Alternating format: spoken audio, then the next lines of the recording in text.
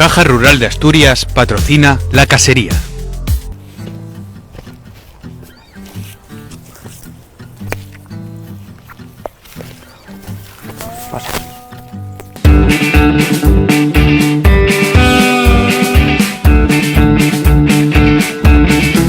Buenos collacios, ¿qué tal?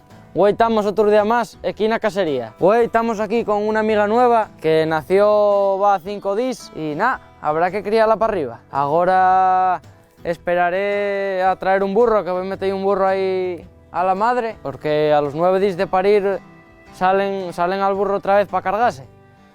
Entonces hay que calcularlos y volver a meterlo para allá, y luego bueno, hay que estar siempre pendiente, no vaya a ser que repita o esos 3 semanas vuelva a salir y esperar otro año a que paria.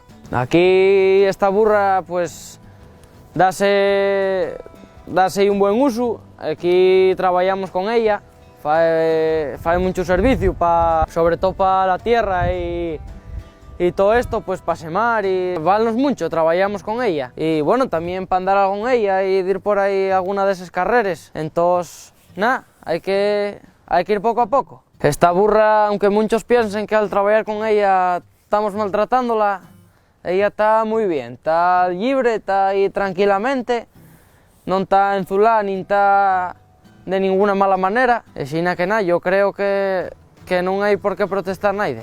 Sí que es verdad que ahora trabajas muy poco con ellos, con todo lo que llevan los animales, porque faise mucho trabajo con maquinaria, tractores y máquinas en general, pero bueno, nunca se puede perder las tradiciones, lo que se hizo siempre.